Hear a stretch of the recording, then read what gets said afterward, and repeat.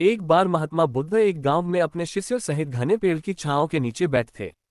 आसपास के गांवों से बहुत से लोग अपनी मानसिक समस्याएं लेकर महात्मा बुद्ध के पास आ रहे थे।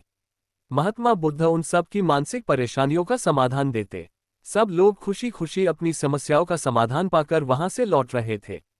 वहीं से कुछ दूर बैठा लोगों को बुद्ध के पास जाते देख एक दुखी भिखारी अपने भाग्य को कोसता हुआ यही सोचने लगा कि अभी कुछ देर पहले तो ये लोग दुखी मन से मुंह लटकाए उन महात्मा के पास गए थे, और अब इतना खुश होकर कैसे वापस लौट रहे हैं।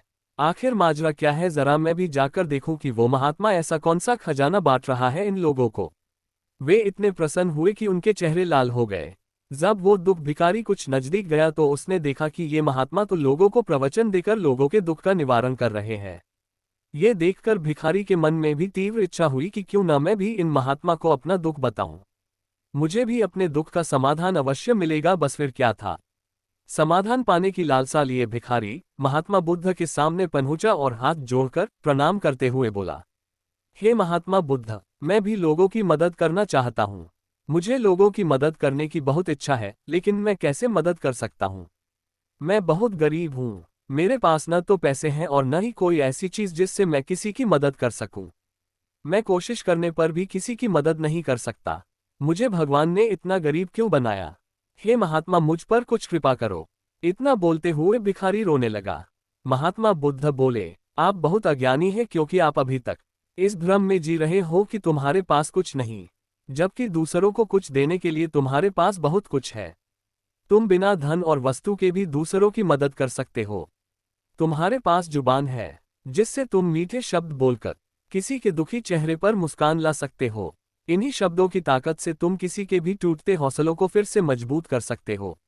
इन शब्दों की शक्ति से आप किसी के भी मन में सकारात्मक विचारधारा के बीज बो सकते हैं और उसे गलत रास्ते पर जाने से रोक सकते हैं। तुम्हारे दो हाथों से किसी भी कमजोर या लाचार व्यक्ति की सहायता कर सकते हो। आपके दो आंखें किसी अंधे को रास्ता दिखा सकते हैं। तुम किसी के लिए दुआ कर सकते हो, ये हो सकता है कि उनके बुरे काम फिर से हो जाएं।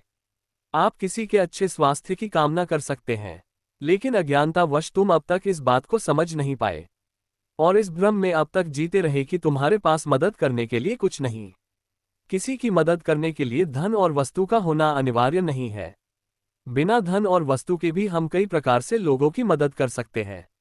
महात्मा बुद्ध के ज्ञान से भरे ये सुंदर शब्द सुनकर भिखारी के चेहरे पर मुस्कान आ गई और वह खुशी से झूमता हुआ वहां से चला गया। इस बुद्ध मॉरल स्टोरी से हमने क्या सीखा? दोस्तों, महात्मा बुद्ध की इन बातों से बहुत कुछ सीखा गया।